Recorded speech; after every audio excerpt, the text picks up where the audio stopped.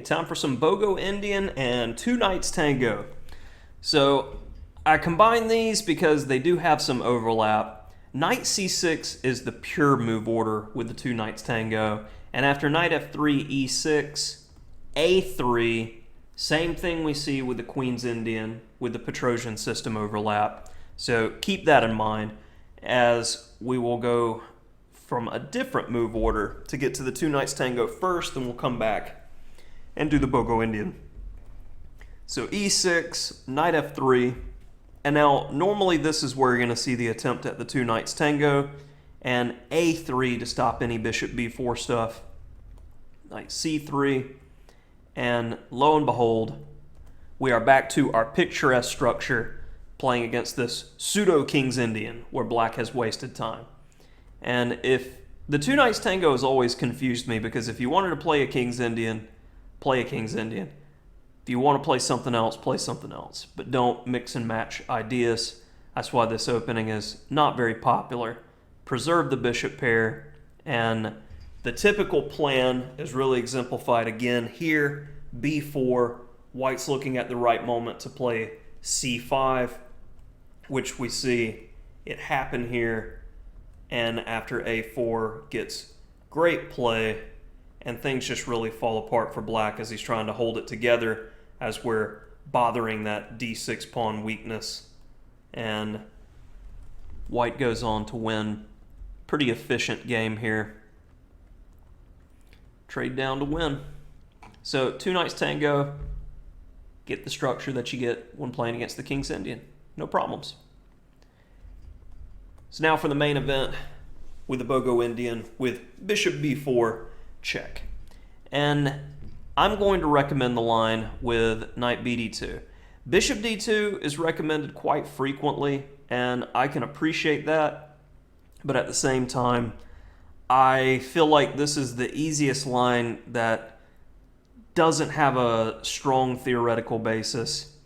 a3, and here we've got our branches. If he captures or if he runs.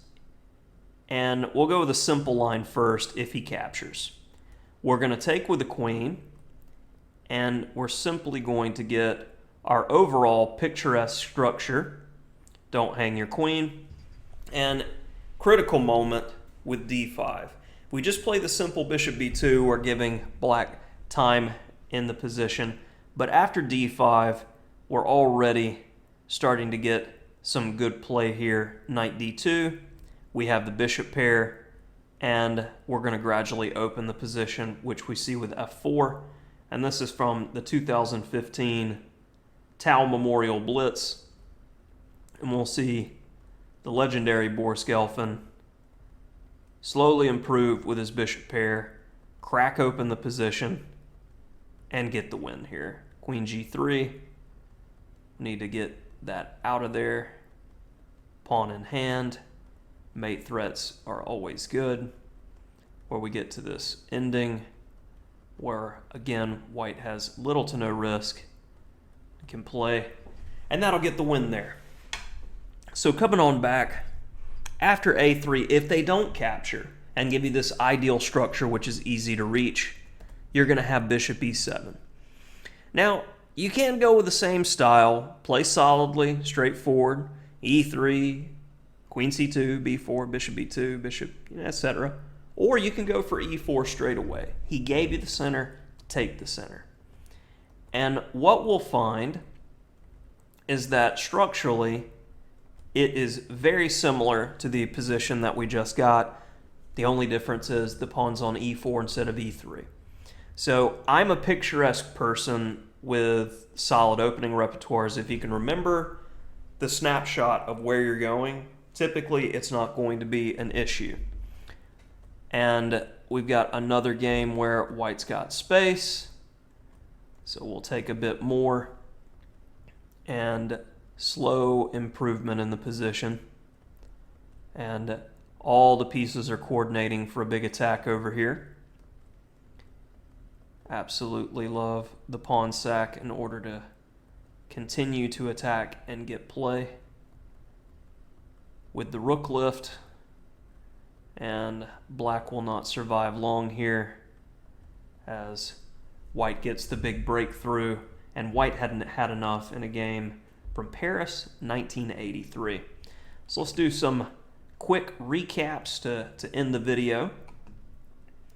We've got the two knights tango, and the key to playing against the two knights tango is that key, say, Queen's Indian Petrosian system move with a3, and stops this bishop b4 idea, and then we get our typical I'm playing against a King's Indian structure. Then we get to the Bogo Indian. We like this knight bd2 stuff, and really only two options. I retreat, and white gets e4, or he takes. And in either case, we get very straightforward development of the pieces, and then we have this critical move like d5 needs to be taken into account. Get yourself great position. Now, overall, I sincerely hope you enjoyed this series on, say, the quick starter from the chessboard's perspective, 1d4 repertoire. And, you know, if you enjoyed it overall, hit that like, hit that subscribe button, show the support. I definitely have more books coming out on Chessable soon, and this is just a taste. I've had people asking for a white repertoire for a while, and I think it's been over a year since I published a repertoire on the Palm Beach Chess YouTube channel. I've done a lot more on the Palm Beach Chess Patreon. We've got, I want to say, around 100 videos at this point, and my new book on Chessable, I'm definitely planning on finishing that up sometime soon. I've been busy with other projects, and that will I'll be a story for another day. So hopefully you enjoyed this. Thanks for the support.